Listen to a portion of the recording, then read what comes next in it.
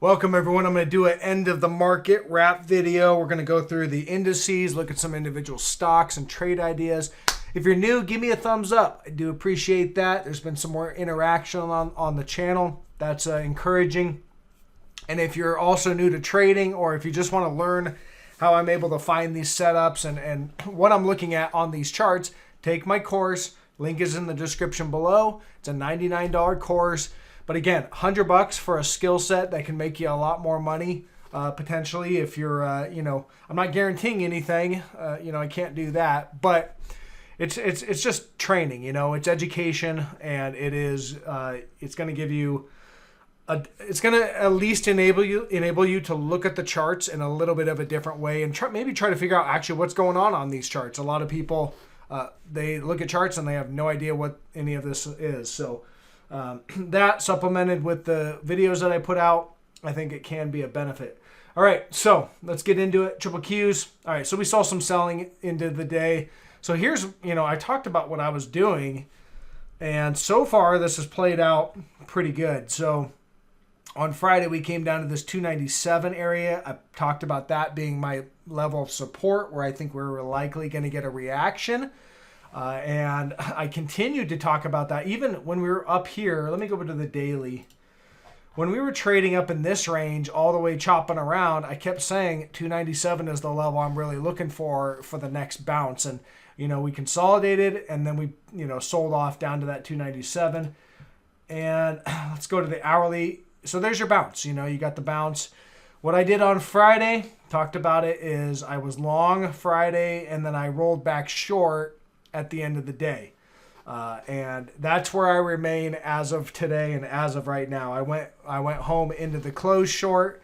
I think that we're going to see lower prices. So, what you want to see, I guess, to confirm the lower price, you want to see a break of that 297 level. So we've already bounced there. Now you want to see that break. I don't know if it happens this week. Maybe they just grind this thing around a little bit more.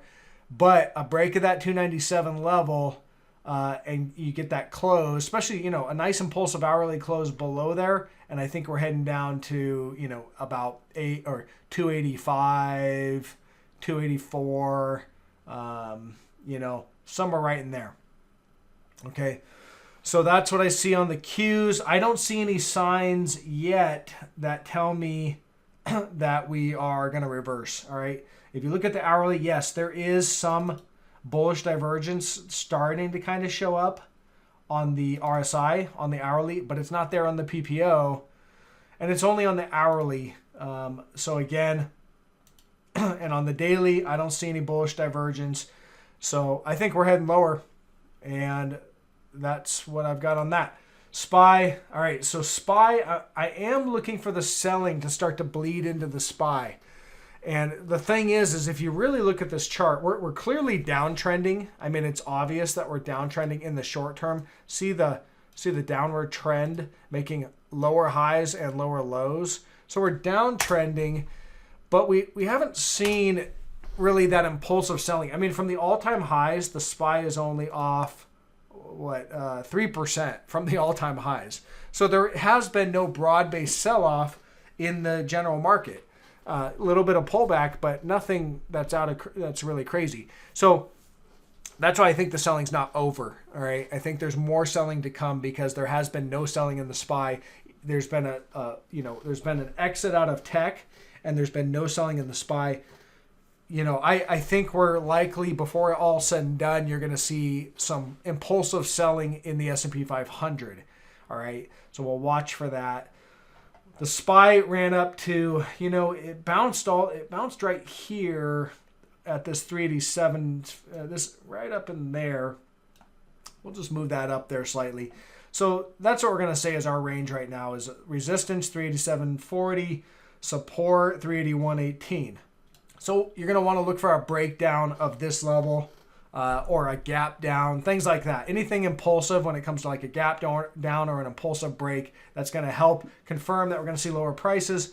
And I think we break this, SPY is going to start heading down to 360.50 and possibly down to this 350 area. So that from where we're at now would be a drop of about 8%. I like it. I think that's where the SPY's actually heading in the near future. Also, you look at the SPY. I was looking at this. Look, no bullish divergence on the hourly. See how we're just making lower lows in momentum on the RSI and the PPO. So that tells me that there's no reversal yet. This is just the beginning of the selling and not the end. So until you start to see bullish divergence showing up across different time frames, then I think you just continue to downtrend, and we're clearly in a downtrend, at least in the short term. And I think this downtrend is going to continue and probably start to expand in terms of rate of sell-off. And the more that you start to sell off, the more it becomes obvious to more and more people that there's more selling, and then you'll see the selling, the rate of decline increase. So what am I looking for also? I'm looking for a pop in the VIX. We've seen nothing in the VIX. Let's look at the VIX. Look at this VIX. I mean, it was up a little bit today.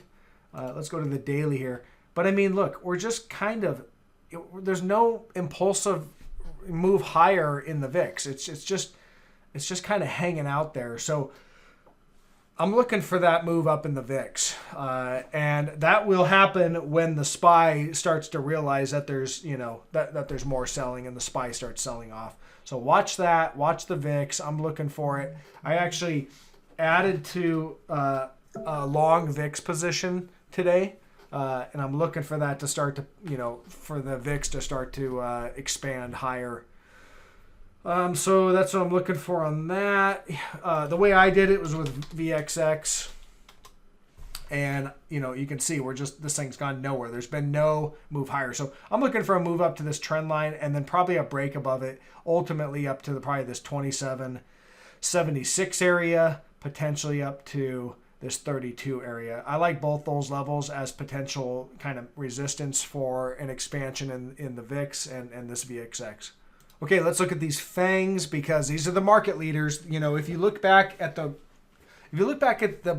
rally from 2000 or the bull market going from 2009 till now, most of those gains, if you took out the FANG stocks, everybody knows what stocks they are, but if you took those out, they contribute to most of the gains in the bull market. So those are the market leaders.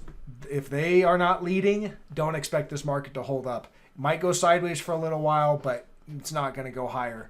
So Apple, big down day in Apple, down at 4%, closing, breaking support. We had some support right here at 118.65. Closed, broke support. So we're probably going to get a reaction at this 200-day moving average. We'll probably open up down there. I don't know. But 200 days sitting there at 113.75 right now, or maybe around 114. It's right in that area. But I do think we're heading lower in Apple, probably heading down to this 106.30 area next. So watch that. Just weakness in Apple. All right, that's all I'm seeing across the board is some weakness in Apple. Microsoft. Look where Microsoft closed. So I've been pointing out this level as a really key level at 227.75. We closed just slightly below it. Too close to call to say that we broke. Again, watch tomorrow. If you get the gap down or some kind of impulsive move down and really start to break down, then that's another one of the market leaders that is going to start to really influence the downside on the market. And also, what would that do? Well, that would mean that this was a false breakout. Let me move this little dealio. That means that was a false breakout or bull trap, basically. And if we get that impulsive move down, I'm expecting a lot more downside in the markets and especially tech. And I'm looking for Microsoft to head down to this 200 level, 199. Amazon closing at close to support. So the support is right in this area, about 2,930. So again, look for a break of that support. That's what I would continue to look for. Google, Google's kind of chopping around. This trend line's been violated so much right now, but so we're going to have to, I'm going to move it down. Let me grab my tool, move this down to there. All right. So that's your gap. That's the gap up. So look for this thing. If Google gaps down below, really anywhere below this 1980 or so, and we gap down, this whole price action up here is going to be an island cluster top. All right. And if you get a gap down, then that's an island cluster top reversal. That means that Google's likely heading down to this lower trend line all the way down here at 1850 and probably going to break to the downside. Things to watch for. We don't have action on them yet, but there are things to watch for on those fangs. And I'm watching these like a hawk. Snap. You can see here, Snap broke trendline support right there. 1, 2, 3, 4 reactions along that. Clear sell signal and breakdown. This is even a reaction. See how it gapped down and recovered, but today couldn't recover. It broke down. It's weak. So Snap, to me at this moment, I think Snap does gap fill. It's not going to happen all at once. We're not going to just go big straight down candle. It's going to take weeks, maybe months, but I think Snap works its way down and does a gap fill, or at least gets in the vicinity. Maybe you don't actually gap fill, but I think you're going to get close, and that's down at 29.27. That looks good to the downside. PayPal, all right, I have this area circled as the divergent high. Oh, no, sorry, not the divergent high, but a bull trap up in this area. PayPal sold off and closed what looks to be like some support right there at about 225.22. Closing right at it. However, I did not cover my PayPal short. This one I think is just getting started. So I'm looking for more downside. PayPal, I believe, is at least minimum target going to head down to this 176.50 and very possible going to head all the way down to this area down here at 130, and do a gap fill. See the gap right there?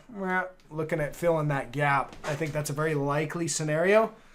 Given the momentum to the downside that the tech stocks are exhibiting. So looking for that. I don't see any signs that PayPal is done selling off as of right now. Chewy, you can see here, Chewy broke trendline support right there. There's your nice daily chart. That daily chart came with negative divergence on the RSI and the PPO, and now we broke trendline support. So that's actually, for a swing trade, today is a clean sell signal in Chewy. All right, you got an impulsive breakdown closing at the lows. That's very bearish. So, yeah, we'll probably bounce off the 200, but ultimately I think we're heading much lower in Chewy, probably down to this 45.80 area. Who knows? These things could go a lot lower. We don't know exactly how low they're going to go. We just know that the market is telling us right now that the direction is lower. So that is how I'm positioned. Etsy. So again, I talked about Etsy and why I wasn't closing that short out on Friday when I closed out a couple other shorts. So on Friday, I closed out a couple shorts and I've reshorted several other ones. Etsy, I did not close out because it was telling, this thing's just getting started. Here's the trend line to watch. We were running up that trend line. We broke, back tested right there, and then broke, and continuing down. So I think we're heading down to 166.24. And, and then it starts to get kind of muddled in this area. I've got to do a little more homework to try to find some cleaner levels of what I like. But in the near term, we're probably going to get a bounce or a reaction around this level right there, 166.80. Peloton. I'm not in this one right now. It's still above the 200, kind of battling it. I suspect it breaks down below the 200 if you're still short. And I pointed out levels to look for. Next level of support's right around $80. See what else is interesting. Carvana. Look at that. Bearish rising wedge. And we broke. You got a clean sell signal. At this moment, I think Carvana heads straight down to gap fill. 173.80. It's not going to do it all at once. You're probably going to run down, hit the 200-day, get a bounce. But ultimately, at the end of the day, I think we're going to gap fill down here and quite possibly a lot lower. Zillow Group, you can see breaking support right there. Barely, but it did break, closing below support at about 132.50. I think Zillow's going lower. Most of these, I don't see any signs that the reversal is done. So that this sell-off is finished. So I think we're going lower. I think we've likely entered a bear market, but that will come with a caveat, because if you're going to enter a bear market, you're going to have rallies along the way. So really what I'm looking to capture is the first leg of what potentially is the bear market. You get the first leg down, then we'll cover our shorts, get out, and look for other setups. Because a bear market doesn't go straight down, right? You're going to go down a little, make your first leg, then you're going to rally. And those rallies, you don't want to ride those rallies out short. So NEO, more selling today, down 7.5%. So again, all these short positions have just been, working like crazy, basically. NEO's down, 30% or so from the sell signal. NEO's next. I think NEO's heading right down to this 22. There's your gap. I think we're going to gap fill. And, we've got a little more to go on that one. Tesla, look at that breakdown. And another, I think Tesla's just collapsing, basically. I don't know, because I don't see any signs of, we just broke support, basically. It didn't react on this support level where it was likely to react. We got no reaction. So it just basically held up for a day and then it's continuing down. So that's when you get that, when you have support levels that don't really hold up or you don't get a reaction, that you need to read into that. And that tells you that the market's likely going to make a much larger move down than maybe most expect. Okay, so let's take a look at AMD here. Again, I talked about this as a short that I took. Looked good to me so far. It's continuing to look good. So AMD, again, 2016 lows. Here's your uptrend line right there on the daily chart, nice and clean. Big negative divergence right there. See that across both. So that's signaling that a trend reversal is likely. And then you wait and look for the break of trend line support. There's your break, sell signal on last week, basically. And continuing to the downside today. Now it closed right at support. You can see this support right here. You got a gap right here and you hit it, held support, and we closed right at support. So it doesn't, we could bounce here and do a back test or something like that. I could see that as a possibility. Regardless, the bigger picture is whether you bounce up and do a back test or maybe a series of back tests, you've broken the uptrend of a pretty major multi-year trend has now been broken. And so I think it's more likely, even if we do a back test, I think we're still breaking down and going to head down to this 58.65 as our next level of major support. So keep an eye on that one. Okay, and then apps, I talked about this one on Friday as well in my video, saying this looked like a good short. And, sure enough, today it was down 16, almost 16.5% just today. So what do I like on this? Well, look, here's your March 2020 lows, uptrend line right there on your daily chart. Started to create this kind of channel, but we also put in negative divergence. See that right there? Big negative divergence on the RSI and the PPO. And that was signaling a break of trend was likely and a trend reversal is likely. And then we broke trend on Friday. So I took the short there on Friday on the break of trend. And sure enough, it's already come down and hit this level of 65.18. There's this little gap right here. You see that gap? So that was likely going to be your first level of support. And we actually hit it right there a little bit. So we came down on Friday and hit it and then bounced. Today, selling all the way, just selling pretty strong sell-off, breaking that support and closing below support. So that's now resistance. And yeah, we could still back test, but I'm going to treat that as resistance. And I'm thinking that this thing's heading down to, really, the first level that I can find is somewhere down here. It's not the cleanest level, but maybe, it's kind of hard to find a clean level. Maybe it's right about there at 42.63. I'll have to tighten that up. But yeah, we're going to go with 42.63 for now as our level of resistance. You can see here, resistance there, and then it kind of broke above and held support right in here. All right, so that's what we're going to say, 42.63. And from where we're at now, that's a drop of another, 30%? 31%. Yeah, that looks good for, this move down. and possibly more. You also have this gap way down here. See that gap right there? So the trend, I think we're likely going to run down and fill that gap. Although I think we bounce at various levels. We probably bounce here. We probably bounce here at 28, 26. And then we probably come down and do a gap fill at some point in time in the future. Okay, that's all I got for this video. I just want to kind of point out what I'm seeing in the markets. I think we're, we might take a breather the rest of the week. We might continue to sell off. Again, the selling's not going to happen all at once. So when you move down on big impulsive drops, look for kind of breather days. And so we'll just take it as it comes. Thanks, guys, and I'll catch you on the next one.